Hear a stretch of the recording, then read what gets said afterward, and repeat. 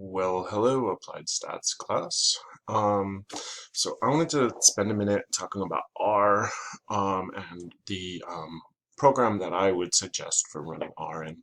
So let me give you guys a little bit of background. R is a really powerful computer scripting language, but um, the way you interact with R, it is not through the program itself.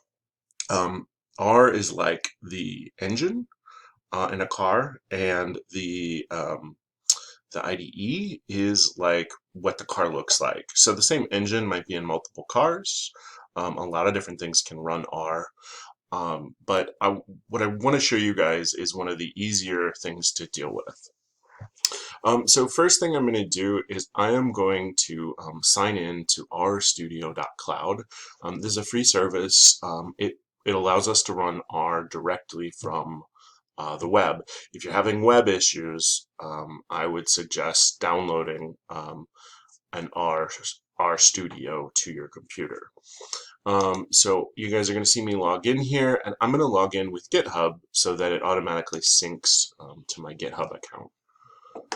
So I've already logged into GitHub, so it brings me right up, and you guys see I already have a couple of projects from past years. I'm going to go ahead and create a new project. Oops, I don't think I did that right. Hold on, let me go back. I want to create a new project from the Git repository. No, I just want a new project. Sorry. By the way, you can name your project up here, but it's going to start deploying. So all of this takes a little bit of time on RStudio, so you do have to be patient. But I will say RStudio can tend to be a little buggy. So if you see something taking more than a few minutes, go ahead and reload, check your internet connection, all that stuff. That loaded in about 30 seconds for me. Okay, so there's a lot of things going on here. And so I think this can be very, very confusing. You guys are see I'm in this untitled project.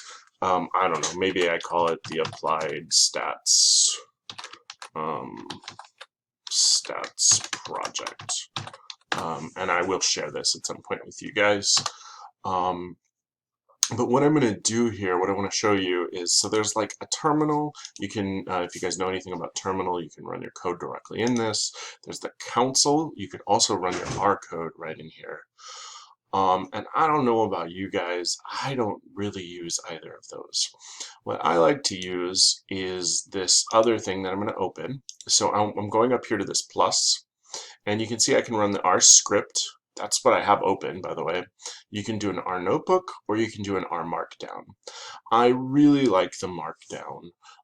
The thing that Markdown allows us to do is it's going to allow us to create a report, and it's going to make that report in HTML, which we can then share.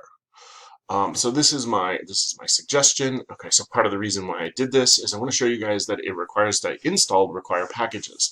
Now I only have to do this once. That's why I'm doing it from the beginning, by the way.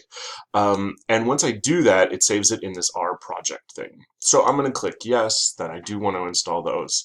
And as I recall, this was a little time consuming last time. It doesn't seem like it's doing anything, but I promise R is thinking, and we'll see it. We'll see the console do something eventually. Maybe. There it goes. So it's putting all of these, and it's saving these so that it'll hold all of this in your workspace here, so that next time you log in, you don't have to do that. So this will only be something you have to do once, hopefully. We will probably end up installing a few more packages as we go. R is open source, so of course it has a ton of packages. Okay, so now I wanted to create this R Markdown, and it's asking me for a title and an author, and remember I said it gives you a nice output. I said it could give you HTML. It apparently also can give you a PDF or a Word document. I'm leaning towards the HTML. I don't know about you guys. I like HTML, but I will say that you could do a presentation as well. So let's call this I don't know what I'm doing yet, so I'm going to call it the Applied Stats Project. I haven't found my data yet, and I am the author. Alright, so I click OK, and then a new thing pops up and it pushes this console and terminal and jobs down. And honestly, guys, I'm not going to use that very often. So, so this is where I'm going to do most of my stuff. So you see that title that I put in the author. So of course I can change all that stuff.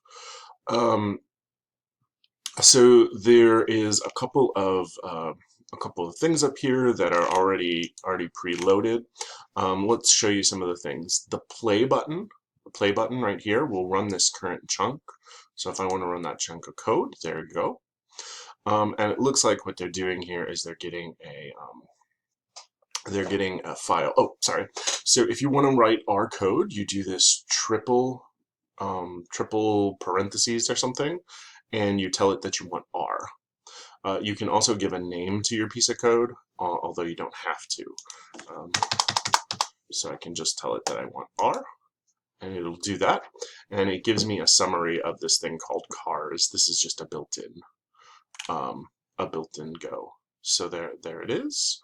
And then this next one called pressure gives me a plot of pressure. Must be plot of pressure against temperature. Even labels all that stuff for me. The echo equals false here. Let's see if we make that true. I think that is just about showing. Oh, it says prevent the code from printing the R code that generated the plot. So it has some code that makes the plot, right? So it just doesn't show that echo. I don't even see that echo anyway. Okay, so cool. We've got our studio code. We can see how we can execute our things here. The important thing, what's really cool, is the knitting. So I'm going to go ahead and I'm going to click this knit. So knitting is going to run your entire code notebook, including all of the text. Oh, by the way, so I've got the title and author. Everything here is written in this Markdown language. So you see these double hashtags. That's going to give you a header. A single hashtag also gives you a bigger header. A triple hashtag would give you a smaller header.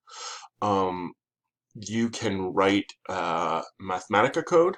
No, sorry, not Mathematica. You can write LaTeX code here.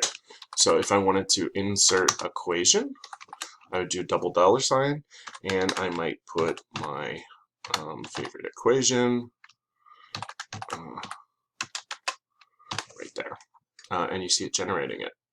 So let's go ahead and knit this as well. So I need a file name when I knit it, and let's call it the report this time. And so it saves it, and it goes ahead and it creates the whole document. So you can see here that we get an entire document that is generated in HTML. This is opened in the browser, and this will be shareable for us.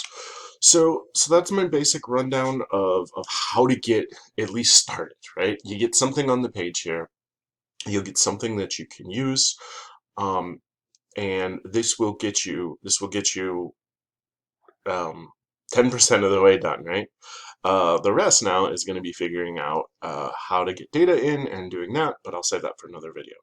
All right, keep working hard.